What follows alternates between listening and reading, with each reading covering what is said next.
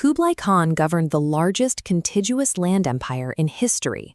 But when a ruler claims millions of square miles of territory, a strange melancholy steps in.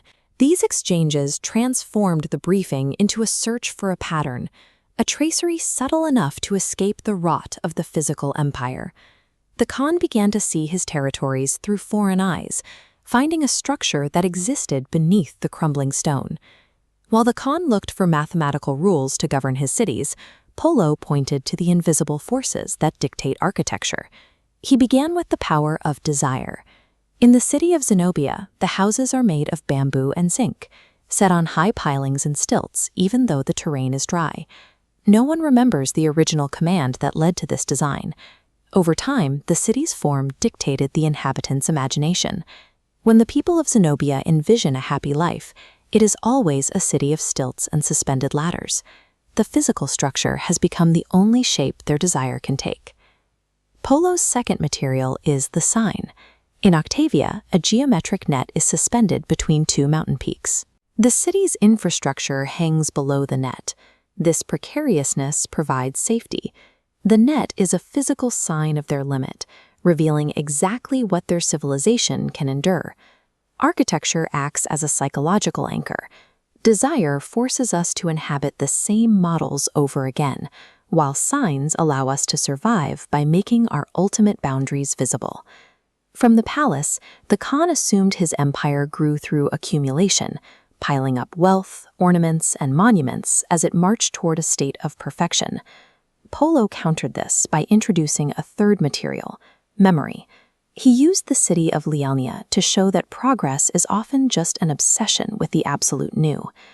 Every morning, Lialnia refashions itself.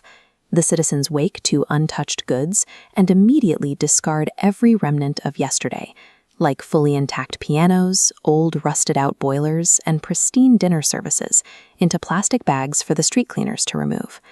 This accumulation creates a mountain range of refuse. Liaonia's central node is surrounded by concentric rings of discarded mass. Other cities are doing the same. Their trash borders press inward, creating infected ramparts where the detritus of different metropolises overlap. The attempt to reject the past in the name of progress backfires. The more a civilization expels its history, the more it is buried by the physical weight of its own memory. Frustrated by these subjective tales, the Khan attempted to bypass Polo's imagery. He placed a chessboard between them, hoping to reduce his empire to a set of controllable, logical rules. He began a mental deconstruction of his realm. He stripped away the complex pieces, the knights, the rooks, and the pawns, seeking the essential truth behind the illusions of traffic and wealth. This reduction led to a grim conclusion. When the pieces are knocked aside and conquests stripped of ornaments, the definitive prize is a single blank square of planed wood, a void. In the silence of the garden, the Khan turned the question back to Polo. He noted that while the explorer had described 100 different lands, he had never spoken of his own home, Venice. Polo answered that every description he had ever given was a way of speaking about Venice. To distinguish the qualities of any other city, he had to compare it to the first city that remained implicit in his mind. The empire is a reflection. We reside within the memories, desires, and signs that give shape to the world around us.